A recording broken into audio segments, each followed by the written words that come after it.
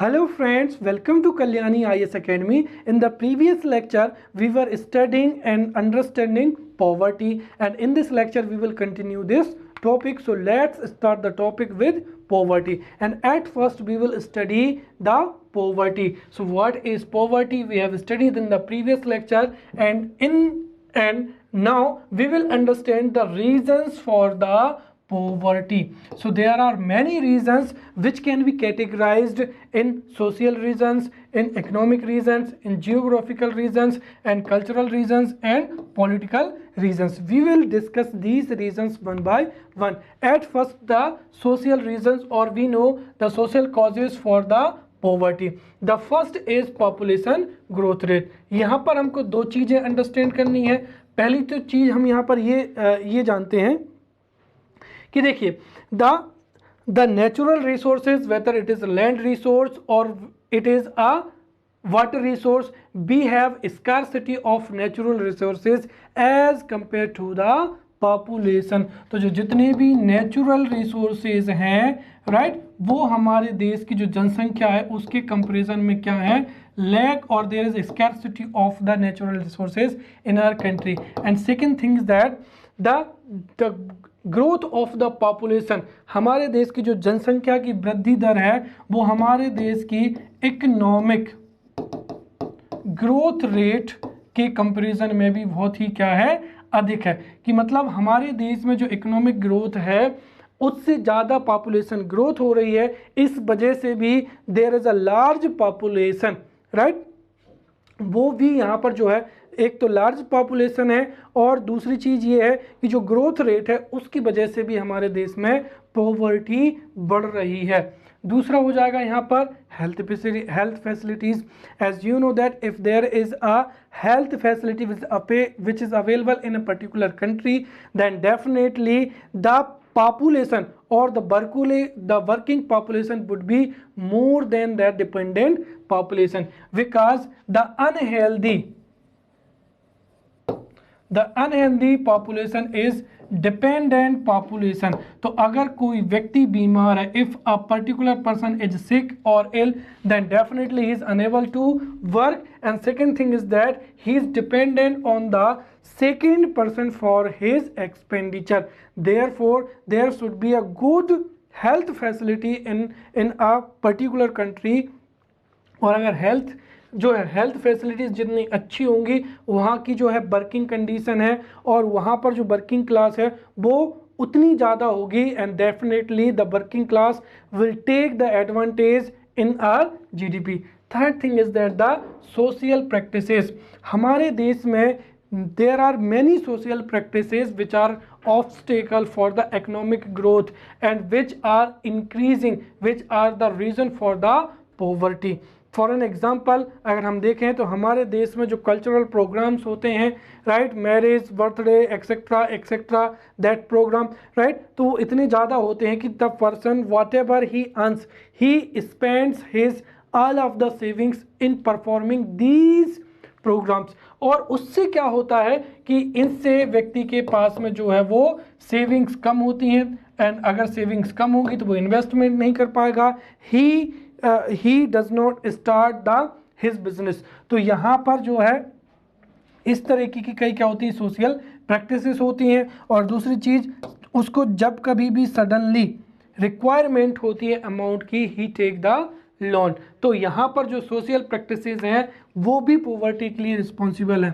Next हो जाएगा individual evils right. हमारे देश में जो है एंटरप्रेन्योरशिप की राइट और स्किल्स की भी बहुत क्या पाई जाती है, कमी पाई जाती है. और उसके साथ ही हमारे देश में जो व्यक्तिगत ईवल्स हैं वो भी बहुत ज़्यादा हैं. हमारे देश के जो युवा वर्ग हैं they are running behind the government jobs, और शौक शान है घूमना फिरना, इसकी वजह से भी जो है पॉवर्टी बढ़ रही है. They are not focused and they don't think to start a business and they don't think to live a standard life. So there are many individual evils also. Next is jamidari system, and in the agricultural lectures we have studied about the jamidari system. Because of the jamidari system there is a low productivity in the agricultural field, and there are many small and marginal farmers which are affected by the zamindari system, and this will lead to increase the poverty. Then rule of succession, as you know very well that when I told you that when the rule of succession, because of the population growth rate, the land holding, right, the land holding is fragmented, and as you know that when land holding is fragmented, there would be a minimum chances for the investment, right, और investment कम होगा तो there will be low productivity in the field of agriculture. This will lead to the lack of development in the agricultural. Next is joint family. अगर हम देखें तो joint family is also a reason for the poverty, because joint family में जो है एक या दो मेंबर जो होते हैं वो वर्किंग सेक्टर में होते हैं, दे आर अर्निंग मनी, और उनकी वजह से जो 8 से 10% है जो कि जॉइंट फैमिली में रह रहे हैं, they don't think to earn money, therefore they are not participating in our economy. Therefore यहाँ पर जॉइंट फैमिली जो है वो भी एक बहुत बड़ा रोल अदा कर सकती है, right. Next we will talk about the economic reasons, और इन इकोनॉमिक रीजंस को भी इनमें से बहुत सी को तो हम इंडस्ट्रियल सेक्टर में बहुत अच्छे से समझ सकें। सबसे पहला क्या हो जाएगा यहाँ पर, under development, right, because of the under development, because of the lack of infrastructure, they are is यहाँ पर जो है हमारी इकोनॉमिक ग्रोथ रेट है वो भी क्या है, बहुत कम है। दूसरा हो जाएगा unequal distribution of wealth and income, यहाँ पर हमारे देश का जो 90% इनकम है वो 10% लोगों के पास में है, और वहीं पर जो 10% इनकम है वो केवल और केवल जो 10% इनकम है वो पूरी 90% पॉपुलेशन के लिए है। तो इसीलिए हम यहाँ पर देखें कि हमारे देश में some people have more than required wealth, और कुछ के पास में अपनी बेसिक नेसेसिटी को भी पूरा करने के लिए क्या है, जो है वेल्थ नहीं है। और सीधी सी बात है, if a particular does not have income और wealth, then definitely he can not invest और हिज एजुकेशन, हेल्थ। जब उसके पास में अपनी शिक्षा, हेल्थ, एजुकेशन या अपनी स्किल को इम्प्रूव करने के लिए ही उसके पास में वेल्थ नहीं होगा, तो डेफिनेटली फ्यूचर में उसको एक अच्छी जॉब पाने में भी क्या होगी, समस्या जाएगी। इसीलिए भी जो है वो पॉवर्टी है। फिर lack of capital means lack of investment, lack of industrial growth, and this will lead to the lack of employment, and this will lead to increase in poverty. Then lack of proper utilization of resources, right, because of there is a lack of information, lack of knowledge, right, और हमारे पास में lack of technology, we are unable to utilize our resources, और उसके लिए we need to do research and development so that we could get the scientific methods, the scientific instruments to extract the maximum value of our natural resources. Third thing is that low technology. Next is irregular supply of the power. As you know that power is the most important for the production process. If there is a 24 availability of electricity in our industrial area, then definitely it will increase the productivity in industrial sector. But if there is a lack of power, electricity or fuel, then definitely it will affect our economy very badly. Then third thing is that supply of raw material, short supply of raw material, because of lack of infrastructure like roadways, railways, ports, lack of connectivity, right, there is a lack of raw material also, supply of raw material also. As you know that because of lack of cold storage, the vegetables and fruits are not produced in India, और जो जितनी भी produce किए जाते हैं वो transportation की facility की कमी की वजह से जल्दी ही जो पेरिसेबल आइटम होते हैं वो सड़ गल जाते हैं, राइट, और इस वजह से भी जो है फल एवं फ्रूट्स में उतना ज़्यादा इन्वेस्टमेंट नहीं हो रहा है, और उसकी वजह से जॉब क्रिएशन नहीं हो रहा है, hence poverty. Then inflationary pressure, right, अब यहाँ पर government, you know that we through the monetary policy and fiscal policy we have understand the government and RBI try to maintain the supply of money supply in the market. परंतु आपको पता है कि if the money supply increases or decreases it affects our economy. Third is geographical reasons. Geographical region में अगर हम देखें तो uneven distribution of the fertile land. हमारे देश में means in some regions the fertile land is found, but कई क्षेत्रों में उतनी अच्छी सॉइल नहीं पाई जाती है कि वहाँ पर एग्रीकल्चरल जो है वो प्रोडक्टिविटी को बढ़ा सके. तो uneven distribution of fertile land की वजह से भी क्या है कि कुछ क्षेत्र जो हैं बहुत समृद्ध हैं, बट कुछ जो क्षेत्र हैं वो वहाँ पर पॉवर्टी एग्जिस्ट करती है. Second is that inadequacy of seasonal rainfall. As you know that Indian agriculture is monsoon of जुआ, मानसून का जुआ है. If there is a heavy and good monsoon then definitely agricultural productivity will increase, bumper productivity होगी. But if there is a weak monsoon then definitely जो है हमारे देश में फिमाइन की सिचुएशन भी आ सकती है, राइट. और इस वजह से भी जो सीजनल रेन है उसकी वजह से भी हमारे देश में एग्रीकल्चरल प्रोडक्टिविटी घटती या बढ़ती है. Next is flood prone area. There are many there is many fertile land near to the rivers. और वहाँ पर जो कई एरिया हैं वो फ्लड प्रोन होते हैं और बिकॉज ऑफ द फ्लड कई बार पूरी की पूरी जो क्रॉप्स हैं वो डैमेज हो जाती हैं. और यहाँ पर अगर आप देखें तो जब क्रॉप्स डैमेज होती हैं तो ना केवल जो है कि उनका एक तो जो है प्रोडक्टिविटी कम होती है, बल्कि जो इन्वेस्टमेंट एक फार्मर करता है वह भी क्या हो जाता है, पूरी तरीके से डिस्ट्रॉय हो जाता है, राइट. तो फ्लड प्रोन एरिया की वजह से भी पॉवर्टी है. फिर पॉपुलेशन जो है pressure, as you know that मैंने ये आपको बता ही दिया है. फिर डिफरेंट क्लाइमेटिक रीजन्स, हमारे देश में डिफरेंट क्लाइमेटिक रीजन्स हैं.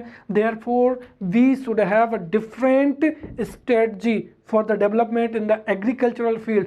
आल्सो हमारे देश में जो है इंडस्ट्रियल डेवलपमेंट के लिए we should have different policies whether it is related to agricultural field, industrial field and service field. क्योंकि अलग अलग क्लाइमेटिक रीजन में जो डिमांड एंड सप्लाई है वो भी अलग अलग होनी चाहिए. Next is cultural reasons. हम सीधा सा बात यहाँ पर करें तो there are many cultural reasons. कई बार जो है हमारे देश में जो है कंजप्शन को भी अच्छा नहीं माना जाता है. Consumption is not promoted in our country. और भी जो है कई बार हमारे देश में कुछ ऐसे रिचुअल्स होते हैं which are the obstacle for our economy. तो यहाँ पर कल्चरल ऐसे कुछ कल्चरल रीजन्स हैं जिसकी वजह से भी हमारी इकोनॉमी में ग्रोथ नहीं होता है, एम्प्लॉयमेंट जनरेट नहीं होता है, या जो पर्सन है उनके पास में स्किल होते हुए भी वो एम्प्लॉयमेंट को नहीं चाहते हैं. Therefore there is a high rate of poverty. फिर वहीं पर अगर हम पॉलिटिकल रीजन्स की बात करें तो सीधा हो जाएगा वोट बैंक पॉलिटिक्स, राइट. हमारे देश की जो गवर्नमेंट है दे यूज द पोवर जो है poor people, they use the poor people for their vote bank politics, right. जैसे ही चुनाव आते हैं दे announce many policies, right, for the poor people. और जब वो पॉलिसी को अनाउंस करेंगे तो डेफिनेटली जितना भी पुअर क्लास है वो उनको क्या देगी, वोट देगी. और इसीलिए भी गवर्नमेंट है या political parties they don't take a decision, right, determine decision to eradicate the poverty. तो यहाँ पर सीधा पॉलिटिकल जो है रीजन्स उसमें तो हम वोट बैंक ही कह सकते हैं, राइट. और दूसरी चीज़ भी आपको पता है कि जो है हमारी वोट बैंक भी कास्ट बेस्ड हो चुकी है या फिर रिच वर्सेस पुअर पॉलिटिक्स भी हो चुकी है. तो यहाँ पर रिच वर्सेस पुअर पॉलिटिक्स या कास्ट बेस्ड पॉलिटिक्स या वोट बैंक पॉलिटिक्स की वजह से जो है पॉवर्टी एलिमिनेशंस की जो पॉलिसीज हैं वो एग्जीक्यूट नहीं हो पा रही हैं, right. So these were the different reasons for the poverty. Now we will understand how the poverty can be eliminated from our country. So we will study initiatives by the government to eradicate the poverty. So यहाँ पर ये भी जो है 11 number में प्रश्न आ सकता है, इसीलिए हमको बहुत अच्छे से समझना है. So if this is asked in the examination, we will introduce with the definition of poverty. Then we can say that there are many initiatives which were taken by the government of India to eradicate and to eliminate the poverty from our country. जो जितने भी initiatives हैं, these initiatives can be divided into two categories. First is long term initiatives, then short term initiatives. So we will discuss one by one. First is long term initiatives, which means that in our country through the 5-year plans, right, the poverty was tried to be eliminated or tried to be eradicated. For the example, the aim of the 12th 5-year plan was the faster, better, inclusive and sustainable development. तो यहाँ पर अगर हम देखें तो जो better inclusive जो है, बेटर इंक्लूसिव और सस्टेनेबल डेवलपमेंट का जो ऑब्जेक्टिव था, राइट, वो एक तरीके से पॉवर्टी एलिमिनेशन के लिए भी बहुत इंपॉर्टेंट था. And there were many initiatives in the 12th 5-year plans to eradicate the poverty. दूसरा यहाँ पर ये हो जाएगा कि लॉन्ग टर्म के लिए, right, education and health are being made available in every corner, whether it is rural area और urban area. And as you know that when education services and health services will increase in rural and urban area, then definitely it will have a positive impact on our economy. Then third thing is that infrastructure is being strengthened. अब देखिए, जब infrastructure जो है infrastructure strengthen होगा, then definitely our economic growth rate will increase and this will lead, अगर जैसे कि हमने जो ट्रिकल डाउन थ्योरी पढ़ी थी उसके अनुसार कहीं ना कहीं जो इंफ्रास्ट्रक्चर इम्प्रूव होगा तो उससे गरीबी भी कम होगी. क्योंकि for the construction of infrastructure, for example road, ports, railways, जो डेली वेजेस वर्कर हैं उनको एम्प्लॉयमेंट मिलेगा. और दूसरी चीज़ यहाँ पर गवर्नमेंट एक्सपेंडिचर भी बढ़ेगा, तब भी अनएम्प्लॉयमेंट कम होगा और पोवर्टी भी जो है वो क्या होगी, कम होगी. Next is technology and science are being adjusted for the growth and development. जो टेक्नोलॉजी है और जो साइंस है उसको बढ़ावा दिया जा रहा है, whether it is related to agricultural field, educational field, health field. और टेक्नोलॉजी जब इम्प्रूव होगी तो definitely we will be able to extract the maximum value of our natural resources. Also we will be able to eradicate the poverty from our country. Next is successful implementation of population control policy. See, there are many population control policy which is being adopted in our country. They are being successfully implemented और उससे जो population growth है वो कम होगी, therefore जो poverty है वो भी क्या होगी, कम होगी. Now we will study the short-term initiatives to eradicate the poverty. The short-term initiatives can be further divided. For an example, that the self-employment scheme. तो यहाँ पर गवर्नमेंट ने कई इनिशिएटिव्स के माध्यम से या तो इंडिविजुअल लेवल पर या फिर सेल्फ हेल्प ग्रुप के माध्यम से क्रेडिट फैसिलिटी हो या फिर एम्प्लॉयमेंट फैसिलिटी हो वो प्रोवाइड की है. और जब यहाँ पर सेल्फ एम्प्लॉयमेंट स्कीम्स में वृद्धि होगी, ग्रोथ होगी, तो डेफिनेटली यहाँ पर employment will increase and poverty will come down. Second thing is that wage based scheme. Government has taken many initiatives to increase the employment for daily wages worker. For an example, that MNREGA, Mahatma Gandhi national rural employment guarantee act, जिसके माध्यम से जो है यहाँ पर आपको पता होगा कि जो अनस्किल्ड वर्कर है, the unskilled worker would be provided the employment within the 5 kilometer radius of their panchayati area or their gram panchayat. And definitely when the unskilled person will get the employment, then definitely the poverty will come down. Second thing is that the work for food grain scheme, काम के बदले अनाज योजना, भारत निर्माण योजना, प्रधानमंत्री right सड़क योजना are being successfully implemented. So when Maganrekha work for food schemes would be successfully implemented, then definitely the poverty will come down, right, and we will be able to eradicate the poverty. Then social welfare schemes. So many social welfare schemes are being successfully implemented. For an example, that for the old age, like pension scheme for women, children and belonging to the lower sections of the society. For example, that pension scheme for the old age group, right, then maternity benefit for the women, then balika samriddhi yojana and jayashree yojana for the child group. तो जब ये योजनाएं जो हैं successfully implement होंगी, सो उसका it will have a positive impact. अब यहाँ पर जो जितने भी स्टेप्स गवर्नमेंट में लिए हैं, ये क्वेश्चन भी जो है वो एग्जाम्स में 11 नंबर में पूछा जा सकता है. पहले ध्यान से सुनना. What is the positive impact of the government initiatives to eradicate the poverty.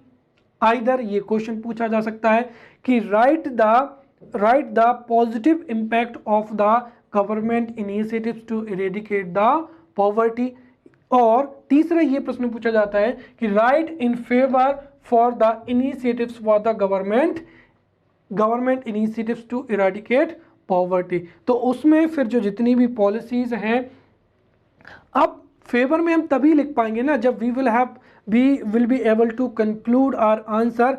जो जितनी भी पॉलिसीज हैं उनका पॉजिटिव इम्पैक्ट क्या पड़ा है, अगर वो इनका इंफॉर्मेशन भी है then definitely we can write answer.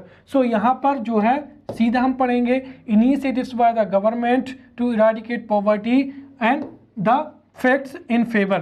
तो पहला यहाँ पर हो जाएगा कि जो फॉलोइंग बेनिफिट्स लिखे हैं इनकी वजह से we can say that the initiatives by the government to eradicate the poverty had a positive impact. पहला क्या है कि the level of poverty in India has decreased, right. Government ने कई समय से मीन्स टाइम गैप पर जो है पॉवर्टी को काउंट किया है और we have a low data of poverty in our India. तो यहाँ पर जो है पहली चीज़ तो ये है कि because of these initiatives the level of poverty in India has decreased. Second thing is that access to basic needs has become accessible in rural areas and in urban areas. Whether these are educational services, health services, these are accessible in rural and urban areas.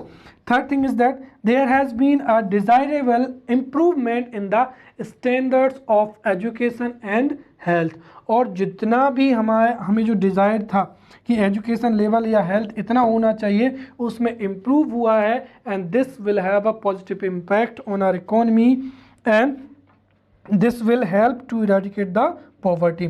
उसके साथ में अगर हम देखें तो जो infrastructure development है वह भी क्या हुआ है, बेहतर हुआ है और एक्सीलरेटेड हुआ है. Next is there has been a sharp decline in the regional imbalances, right. अगर हमारे देश के in every corner of our country there is a health services, right, educational services, employment services, then definitely poverty will come down in every sector of the country and this will lead to decrease in regional imbalance, right.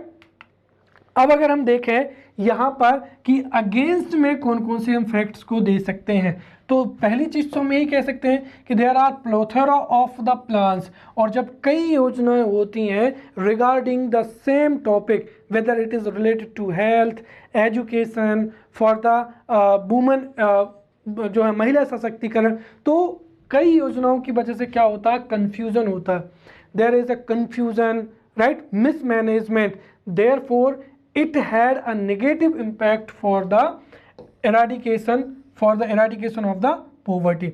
Second thing is that lack of coordination in related plans. हमारे देश में चाहे वो poverty elimination की बात हो या फिर एजुकेशन की बात हो, for the same topic there are many policies. और सबसे बड़ी बात क्या है कि उनमें कोई भी कोऑर्डिनेशन होता ही नहीं है।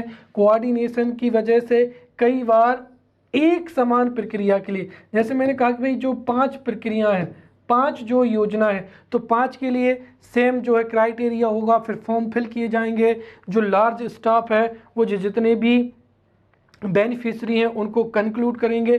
तो क्यों ना हमारे देश में एक सीधा का सीधा रिकॉर्ड होना चाहिए कि ये जो है इतने जो बेनिफिशरीज हैं और इनको इन योजनाओं का लाभ देना चाहिए। But there is a lack of coordination in related plans, और ये हमारे देश को फाइनेंशियली भी क्या करता है, नेगेटिव इम्पैक्ट डालता है। अगला हो जाएगा poor execution of the plans.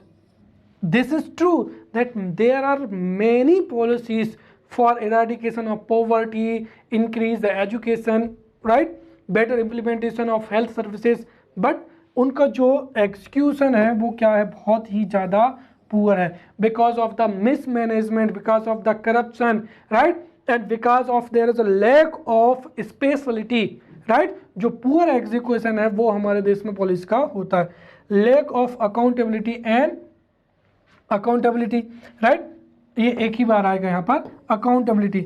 हमारे देश में कोई भी योजना है, this is started by the government, but कोई भी कॉस्ट बेनिफिट एनालिसिस नहीं होता है, राइट। जो जितनी भी योजना है, if the policies are unsuccessful then जो है रिस्पॉन्सिबिलिटी तय ही नहीं होती है। इसीलिए जो गवर्नमेंट ऑफिसर्स होते हैं, without fear of any punishment they execute the policies. Therefore large number of policies are having the data related to mismanagement and failure to implement these policies. Next is the prevalence of corruption in the schemes, और भ्रष्टाचार की समस्या तो आपको बहुत अच्छे से पता है, राइट। अब हम यहाँ पर समझ सकते हैं कि initiatives by the government to eradicate poverty for the womens. तो जो वुमेन्स की स्कीम है, there are many schemes for the empowerment of women, और जब वुमेन का एम्पावरमेंट होगा तो जाहिर सी बात है इससे गरीबी का निवारण भी होगा। If the question is asked in the examination then definitely we can write down these policies, और सबसे अच्छी बात यह है कि these policies are related to MP. So MP government executes these policies to eradicate the poverty, or we can say that for the women empowerment, right. तो पहला हो जाएगा यहाँ पर chief ministers marriage scheme, right, जिसको मुख्यमंत्री कन्यादान योजना, then Ladli Laxmibai scheme, very famous scheme, safety plan for mothers, right, मातृत्व सुरक्षा योजना, then Prithvi Kiran scheme, right, village girl scheme हो जाएगा, और chief ministers Kanyadan Yojana, right. वैसे ही यहाँ पर चाइल्ड एजुकेशन को प्रमोट करने के लिए भी हमारे देश में हमारी मध्य प्रदेश गवर्नमेंट द्वारा कई योजनाएं चलाई जा रही, जैसे Vikramaditya free education scheme, Atal Bal Arogya and nutrition mission, then Shyama Prasad Mukherjee scholarship scheme, right, और Eklavya education scheme. So these are for to promote the child education, right. Now we will study recommendations for the poverty alleviation, right। अब सीधी सी बात है कि how can we recommend? The first thing is that there are already many policies which are being implemented by the government of India, but despite these policies the poverty is prevalent in our country, and the poverty is जो है वो अभी भी हमारे देश के लिए एक बहुत बड़ी समस्या है। तो यहाँ पर हम कह सकते हैं कि सजेशन, ये क्वेश्चन भी आ सकता है कि suggest for the poverty alleviation, right. तो यहाँ पर आपसे सजेशंस भी पूछे जा सकते हैं कि what are the suggestion, write down the suggestions to eradicate the poverty और to eliminate the poverty in our country. So we will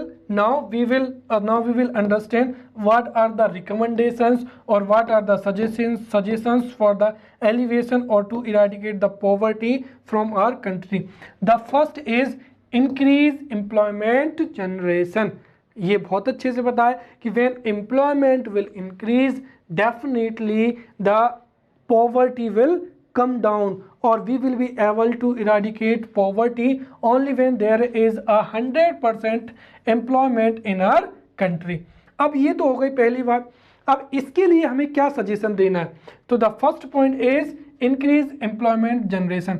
for this special emphasis on manufacturing sector.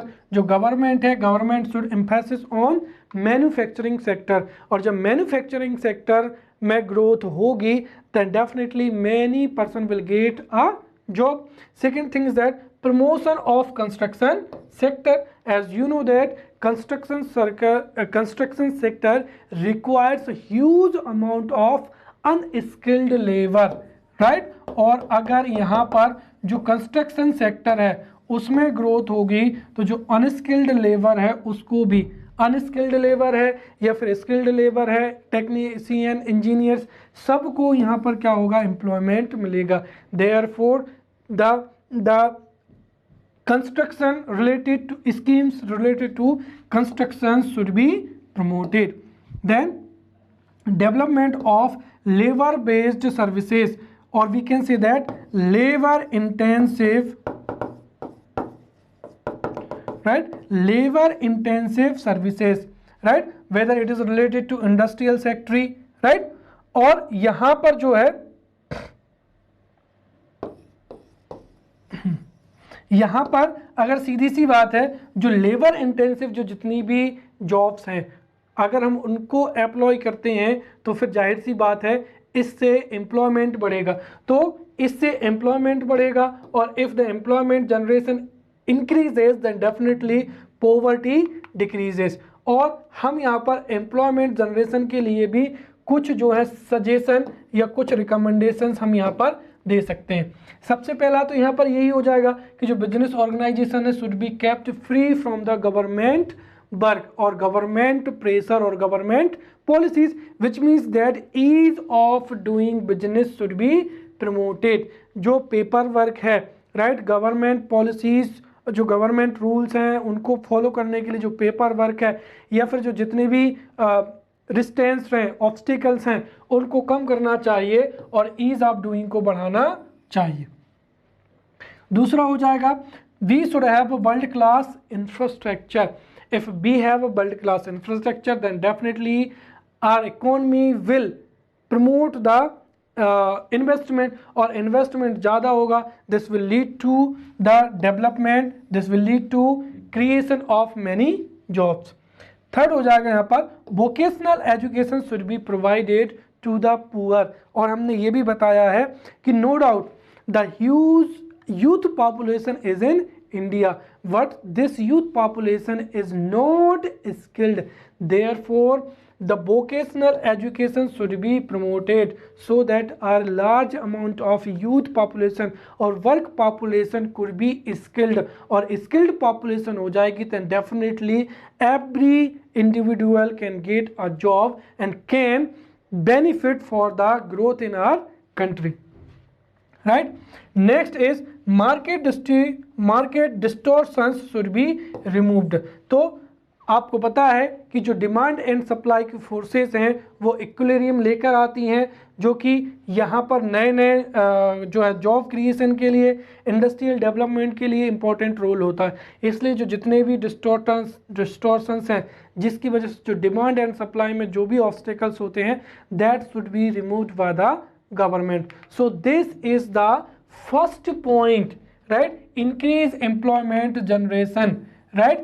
And if employment will increases, definitely poverty will decreases. So this is the first point. Second point is creation of agricultural infrastructure. As you know that this topic has been studied by us very comprehensively in our agricultural videos. So we can study is in short. So what, creation of agricultural infrastructure, और सीधी सी बात है जब infrastructure होगा तो agricultural की productivity भी बढ़ेगी, the income of farmer will also increase. Second thing is that the marketing system of agricultural commodities should be improved so that the agricultural products by our farmer could be sold in the market and they could earn a good amount of money. Third thing is that realization of price support, right, price support schemes here, right. Next is we should use of technology in the agricultural field. See, technology, which means that modern irrigation methods, modern vehicles, modern mechanization should be increased in the agricultural so that sector, so that we can increase the productivity. Then enhancement of the extension services, right. And जो है agricultural की field में इन सब के लिए we can have the following measure, right, और we can recommend these things. पहला ही तो यही हो जाएगा कि modernising agricultural infrastructure, whether it is related to land irrigation, then mechanisation, pesticide, right. Second thing is that to improve the marketing system for the agricultural commodities. अगर marketing बेहतर होगी तो farmer can get the remunerative price easily. Third thing is that rationalising the price support system, then promotion of the technology in the agricultural sector, and at last enhancement of the extension services, right. Next is here we have studied the second, right. The first is here increase employment generation. Second thing is that creation of agricultural infrastructure. Third is increasing government spending or government expenditure on essential needs. For an example, that if government expenditure increases in health sector, education sector, skill development sector, then definitely the demand will increase and there would be a positive impact on our economy. And next हो जाएगा to make essential infrastructure more effective. essential infrastructure means यहाँ पर electricity हो जाएगा, connectivity के लिए road हो जाएंगे, रेल भी हो जाएगा, पोर्ट्स हो जाएंगे, राइट. और फिर यहाँ पर एजुकेशनल और टेक्नोलॉजिकल जो है इंफ्रास्ट्रक्चर भी यहाँ पर हो जाएगा. जैसे वर्तमान समय में जो है अगर जो है इंटरनेट फैसिलिटी अगर ग्रामीण क्षेत्रों में भी है तब भी वो एक पॉजिटिव इम्पैक्ट लेकर आएगा. तो to make essential infrastructure more effective. Next is the poverty line should be redetermined. Next is there should be a proper, right, there should be a proper assessment of the social and government remedies, government schemes related to benefits of the workers. क्योंकि अगर यहाँ पर जो जितनी भी scheme है या remedies हैं उनका असेसमेंट नहीं होगा then डेफिनेटली उनका जो है इम्प्लीमेंटेशन है वह भी सही से नहीं हो पाएगा.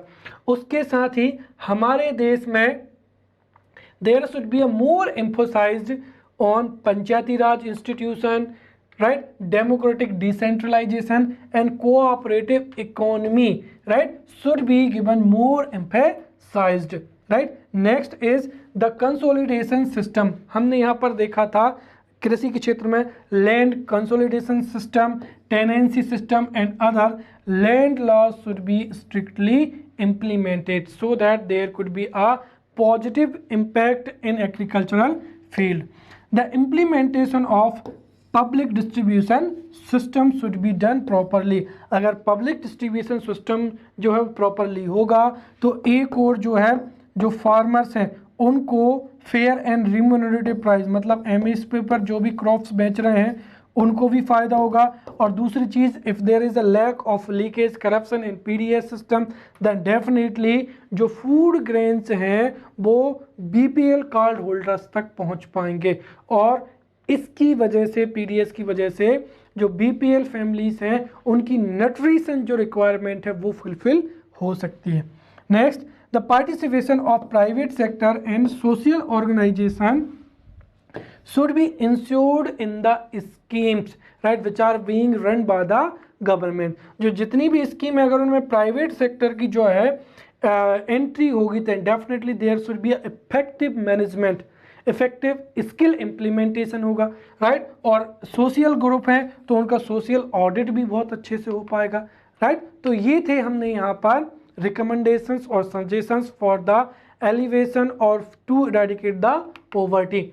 नाउ अब हम यहाँ पर समझेंगे multi dimensional poverty index, right. ये भी एग्जाम्स में पूछी जा सकती है। तो देखिए, how was the multi dimensional poverty index came into light. See, in the year 2010, UNDP, United National Development Program, and OPHID, Oxford Poverty and Human Development Initiative, produced the multi-dimensional poverty index, right? तो यहाँ पर UNDP और OPHDI के द्वारा यहाँ पर MPI multi dimensional poverty जो index है it was produced, right? अब यहाँ पर जो MPI है ये किन देशों के लिए है, तो MPI is for the underdeveloped countries by the UNDP। जो UNDP जिन देशों के लिए ह्यूमन पॉवर्टी इंडेक्स फर्स्ट निकालता था उनके लिए अब MPI क्या होगी, इम्प्लीमेंटेड होगी। तो यहाँ पर दो चीज़ें याद रखना है, right. MPI was established or produced by UNDP OPHDI in 2010 और UNDP जिन देशों के लिए HPI human poverty index first निकालता था उनके लिए यहाँ पर क्या होगा, MPI would be released। So now we will see what are the components of MPI। तो MPI में अब ज़्यादा कंपोनेंट्स होंगे, जैसे एजुकेशन में देखा जाएगा कि स्कूलिंग कितनी है, राइट, स्कूलिंग कितनी हो रही है और अटेंडेंस कितनी है। कहने का मतलब ये है कि केवल इनरोलमेंट बढ़ता है लेकिन अगर स्टूडेंट स्कूल नहीं जाते हैं, उनकी अटेंडेंस कम होती है, तो यहाँ पर जो है इनरोलमेंट के साथ साथ अटेंडेंस को भी देखा जाएगा, किसमें, एजुकेशन में। वही हेल्थ में चाइल्ड मोर्टेलिटी रेट के साथ साथ जो है न्यूट्रिशन को भी देखा जाएगा कि कितना है। वही लिविंग स्टैंडर्ड में electricity availability of drinking water, sanitation, floor, cooking, right, and assist, इन सब को भी जो है इंक्लूड किया जाएगा। अब मेन चीज क्या है यहाँ पर, if the family is found to be deprived of 1/3 of the total weight of the above parameter, ये जो जितने भी पैरामीटर हैं इनके एक तिहाई से भी अगर कोई फैमिली क्या है, डिप्राइव्ड है, तो उसको क्या माना जाएगा, गरीब माना जाएगा, राइट। तो if a particular family is unable to meet the 1/3 weight of these parameters, then this family or this individual would be known as poor family। or according to MPI the poverty is 55.3 in India, right। now we will study vicious cycle of the poverty and इसको हम कई बार industrial sector में या service sector में बहुत बार इसको हम बहुत अच्छे से पढ़ चुके हैं, राइट। अगर हम इसके एग्जाम्स में कुछ क्वेश्चन पूछा जाता है then we should have information regarding the vicious cycle.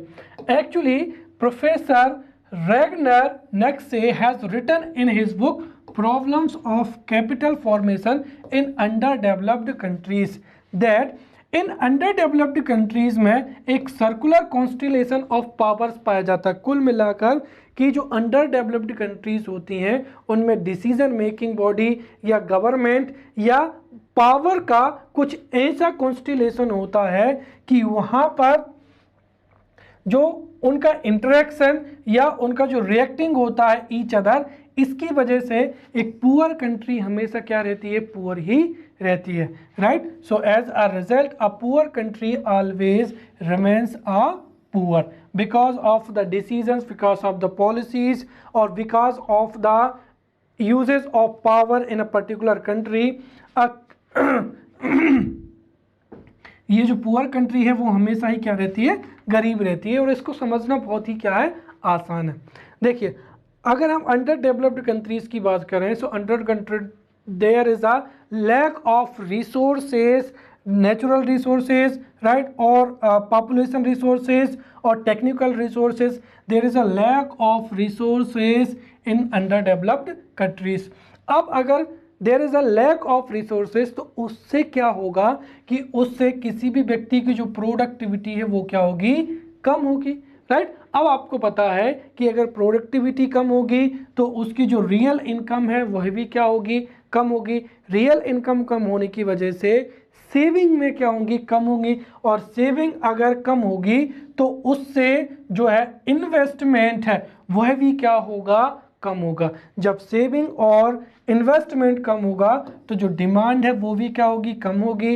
And as you know that when demand decreases तो सप्लाई भी क्या होती है, घटती है. और उसकी वजह से फिर जो इंडस्ट्रीज हैं वो अपने प्रोडक्शन को क्या करती हैं, कट करती हैं. तो एज ए रिजल्ट यहाँ पर जो है जब जो है जो प्रोडक्शन को कट किया जाता है तो उसकी वजह से जो लोग अभी वर्किंग है उनको भी क्या की जाती है, छटनी की जाती है. कुल मिलाकर यहाँ पर एक नेगेटिव इम्पैक्ट पड़ता है, right. It shows discouraging investment. एक तो डिस्करेजिंग इन्वेस्टमेंट होता है, राइट. जो प्रोडक्शन है वो कम होता है. अनएम्प्लॉयमेंट जो है एम्प्लॉयमेंट कम होता है और एम्प्लॉयमेंट इससे क्या होता है, बढ़ता है. और उसकी वजह से हमारे देश में जो जितने भी नेचुरल रिसोर्सेज होते हैं, the proper exploitation of natural resources is not possible. इसको हम एक तरीके से कहें तो जब लेस प्रोडक्टिविटी होगी, राइट, तो उससे जो इनकम है वो भी नहीं बढ़ेगी और उसके साथ में जो है सेविंग भी नहीं बढ़ेगी, इनकम भी नहीं बढ़ेगी, एम्प्लॉयमेंट भी नहीं बढ़ेगा. और इस तरीके से ये एक साइकिल चलती रहेगी. और यहाँ पर जो है इसको ही क्या कहा जाता है, पॉवर्टी एलिवेशन कहा जाता है, राइट. यहाँ पर सीधी सी बात है, ये पूरा खेल डिमांड एंड सप्लाई का है. जब डिमांड कम होगी, राइट, तो क्या होगा, प्रोडक्शन कम होगा. प्रोडक्शन कम होने के लिए क्या होगा, जो मजदूरों की छटनी करनी पड़ेगी. इसका मतलब ये है कि जो एम्प्लॉयमेंट है वो क्या होगा, कम होगा. फिर एम्प्लॉयमेंट कम होगा तो फिर से क्या होगा, यहाँ पर डिमांड कम होगी. और ये एक विशेष साइकिल चलती रहेगी. इस वजह से if a country is poor then this country remains poor forever, right. So this was the topic of vicious cycle of poverty. So we have studied very comprehensively the poverty topic. In next lecture we will meet with new topic. Till then, thank you.